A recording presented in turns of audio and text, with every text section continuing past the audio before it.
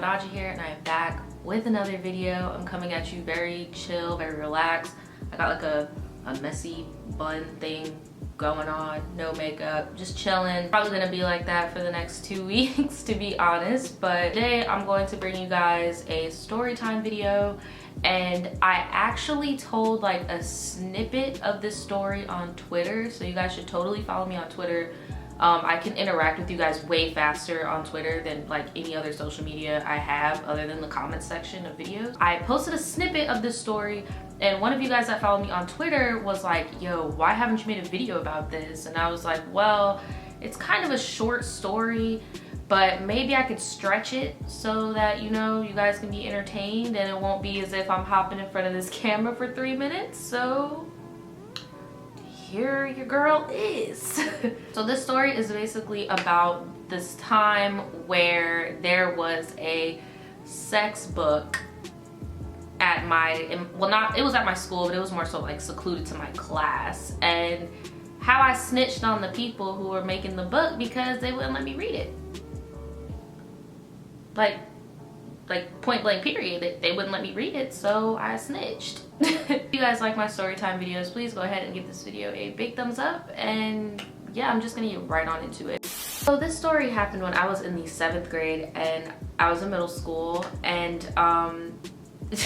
when I was in middle school, I was very, I will firmly just say I had identity issues, but what middle schooler going through puberty and shit does not have identity issues and stuff like that? Like, I didn't really know who I wanted to be, what clique I wanted to hang out with, and it kind of transformed that way even into me being in high school, where I was more comfortable with being myself, but I still never secluded myself to one clique. Like, I would make friends in different cliques, I guess, in high school.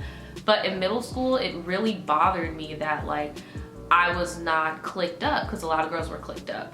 Now, to give you guys like a time reference of what things were like when I was in middle school, I believe Obama was being in my 7th grade. I think that's when like Obama was going through his first term, I think, or maybe that was 8th grade. I don't really remember, but yeah, Obama was going for the election and shit at the end of that year. MySpace was still very much a thing. Like, MySpace was everything, and like I wanted to be like a scene kid so freaking bad, like so bad. I wanted to be a scene kid so bad. And for all of my youngins who don't know what scene kids are, I will pop some pictures somewhere so you can get a visual reference, okay? I wanted the hair and all that stuff, but I didn't really see other black scene kids with natural hair, because you guys know I've been natural my whole life. I tried to straighten my hair before, but it never ended up like there. So I was kind of discouraged, because I was like, well, I can't fit that mold because my hair isn't gonna like do its thing. So I tried to do like I tried to be the little scene kid thing and wear like the whole I used to like that group, the Millionaires and shit, and I used to dress like real blinged out, like, so I would have like a little bling charm necklace. I hate to admit that this was a part of my life, but I used to like flat iron the fuck out of my bangs and then like have my hair out, like, so that's just what I was doing. And like, you know, I found a little, you know, alternative group in my class, and we were cool, because at first I was really clicked up with this one group, but it reminded me too much of like Mean Girls for my taste. Like, I noticed that there was always a different target every day in the group, if that makes any sense. And there was like a ringleader. That group was very diverse though. You know, we had a Filipino girl, we had a white girl, and then it was me and my best friend, and then the ringleader, who was a black girl. Like, it was very diverse. There was 2 white girls actually. Like, we were a very diverse group, but like it was just really Mean Girls type shit. Fun fact, the ringleader of the Mean Girls group, I actually saw her at a college graduation party, and she was fucked up. She was toe up. And that was the first time I had seen her since that point in my life. So yeah, I had recently left that friend group. I still mingled with some of the people individually, like obviously my best friend, and one of the white girls from the group, I'm actually still cordial with her today. She's really fucking dope. I've always admired her. Like, she's really cool and shit. And I saw her graduation too, and looking like a whole, she was looking like a whole like gothic princess at our graduation. She was wearing all black. She had like long pink hair and she was smoking like a long ass black cigarette. I was like, bitch, you're gonna get fucked. No, I'm just playing. So I would dabble or whatever, but I was still looking for like a core group similar to what I had, but also not as catty and mean, and to you know, be suffice or whatever. Like, it was mainly the ringleader girl who would be like, okay, we're picking on this girl today. Oh fuck, and there was another black girl too, and I would feel so bad because it's like she would choose who she's gonna pick on, but she would just do it like the worst to that girl, to the point where I remember me and my best friend actually told our best friend's mom about it, and she was telling us like, hey, maybe this isn't the type of person you need to be hanging out with, and maybe you guys should like be really nice to her and shit. So that was like, you know, the beginning of that. But I really wanted like a core group because we were kind of all drifting apart. So me trying to be Miss Scene Queen or whatever, I started hanging out with these girls. And how my middle school worked was, it's like you had like one class, but we all rotated to different teachers. But it's not the same as in high school where like each class you'll have different kids in it. Like, no, it was the same classes, but you would rotate to the classrooms, which didn't make any sense to me because I'm like, why doesn't there just be one class and the teacher comes in and out like on some Japan shit? Because I'm like, why?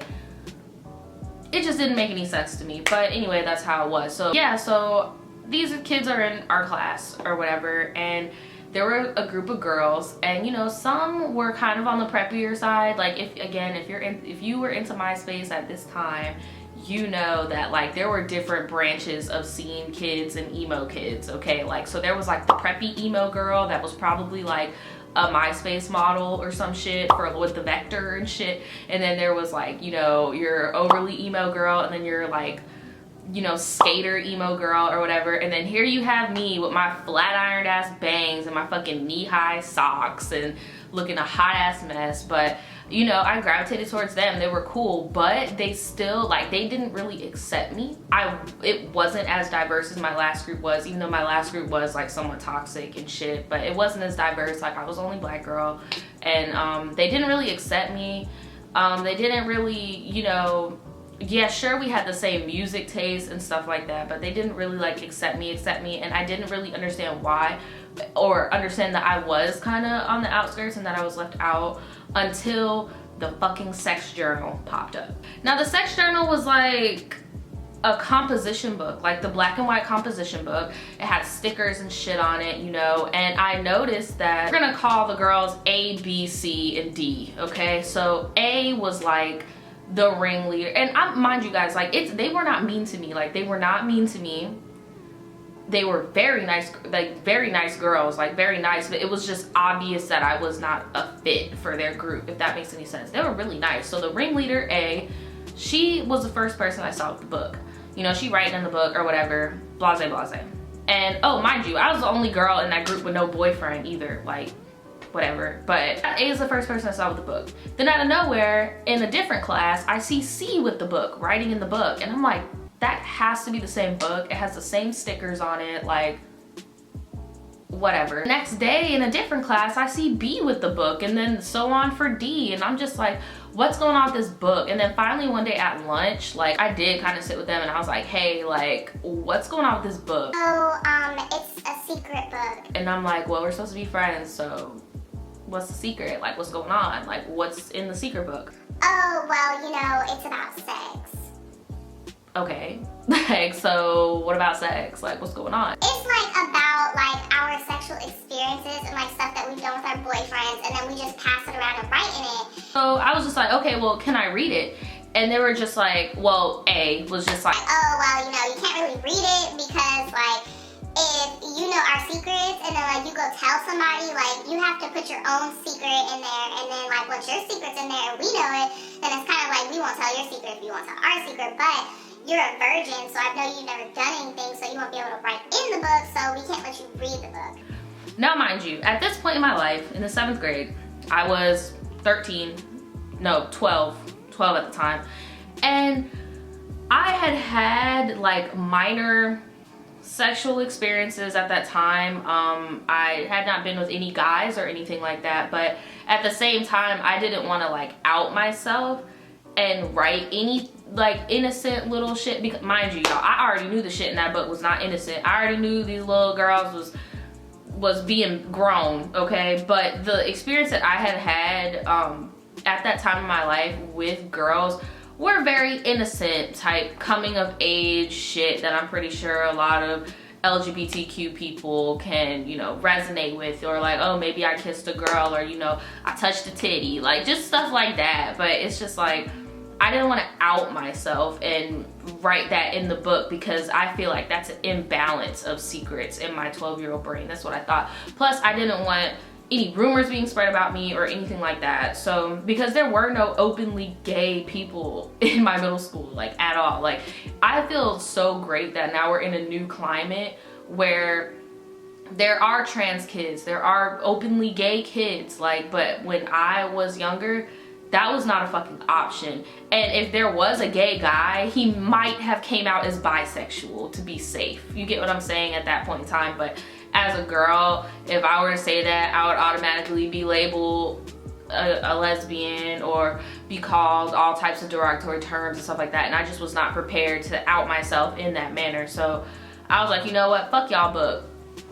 Fuck y'all book. Fuck y'all book. I was like, I really don't have shit to write in the book. So I let it go, but I'm not gonna lie, 12-year-old Naja was really salty. 12-year-old Naja felt left out. I was so tired of seeing these little bitches a kiki about the book. So then I distanced myself from them as well. And then I just really fucked with my best friend at that point, because I'm like, no. And then my best friend liked them, but she also did it because she thought they were grown. So I was like, I don't know, girl, maybe you were right. And she is always right. Like, even to this day, she is always fucking right about people that I chose to associate myself with. She's always right. But that's Taurus women for you. Oh, she was always right about everybody.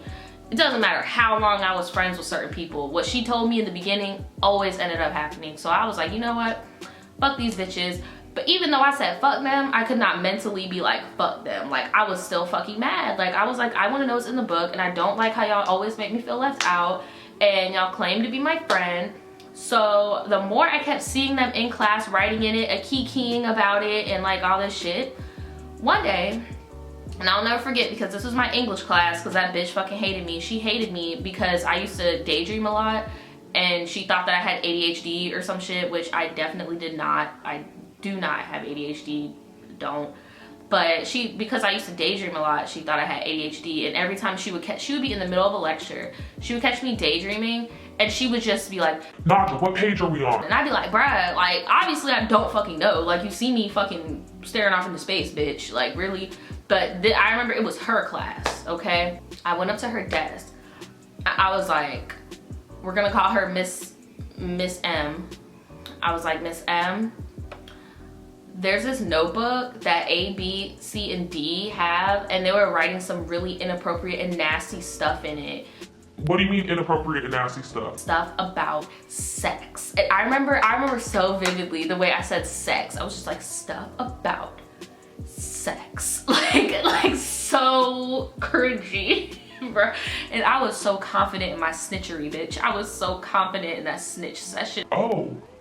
What does the notebook look like? I didn't even tell her what it looked like. I was just like, and then they told me I couldn't look at it because I'm a virgin.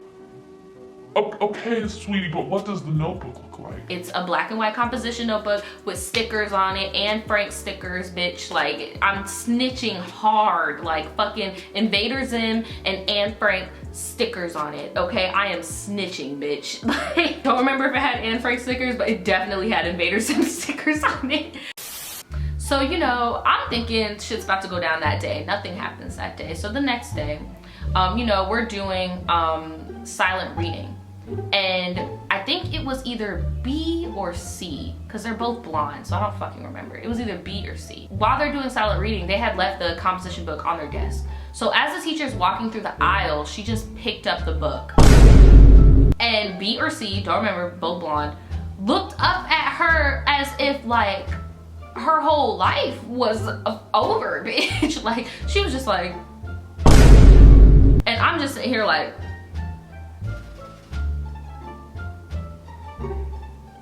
looking over at A and D. So So the teacher she goes back to her desk with the book. And I'm peeping the girls. The ringleader, her whole face just got bright fucking red. And then she put her head down on her desk and her shoulders just started like moving. And I'm like, oh fuck, like. So then, you know, my teacher's at the desk and she's looking at the notebook and she's just like.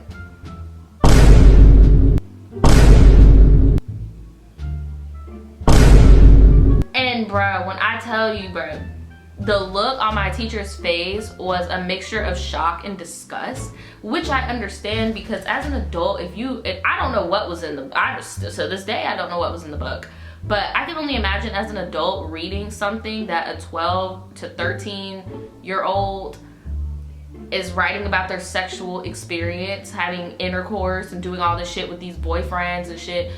I would feel sick too, bitch. I would definitely feel sick too. Like, turns out they had a parent-teacher conference because y'all look, I was such a fake-ass little child. I'm not gonna lie, I was such a fake-ass bitch. Like, I did not give a fuck back then. Like, I was such a manipulative little asshole. So I remember right after that class was over, I went up to A and I was like, holy shit, I saw that Mrs. So-and-so took the book. I know, I'm so fucked. I don't know what I'm gonna do. My parents are gonna kill me. Like, yo, tell me what happens. Tell me what happens. I will vouch for you and say that you didn't write in it. Oh my God, thank you so much. But I'm pretty sure I wrote my boyfriend's name in there and the whole school knows that we're dating. Let me know, keep me up, let me know what happened. He basically told me that they ended up having to do a parent-teacher conference and the book was shown to all their parents and they read it, and yeah, that pretty much was that. I do remember afterwards though that one of the girls just stopped being friends with that whole group entirely. I don't know if it's because her parents thought that they were bad influence or what, but one of the girls ended up just being a whole lone ranger up in this bitch, like would read by herself, do her work by herself. Like, she eventually formed new friends, but she just really just distanced herself from those girls altogether. And till this day, unless you're watching this video, they never knew that it was me. They never knew that I was the one that snitched. Because they wouldn't let me read on their baby thought adventures that I wanted to read in on. Like, petty. I snitched, it was petty. I was 12 years old and that's just what I wanted to do at that time, apparently. And yeah, that's the story about how I snitched on my classmates for having a sex notebook. Have you ever done anything petty as a child because you felt left out? Let me know in the comments below. I would love to hear it. Alright guys, that is pretty much it for this video. I will see you guys next time. Bye.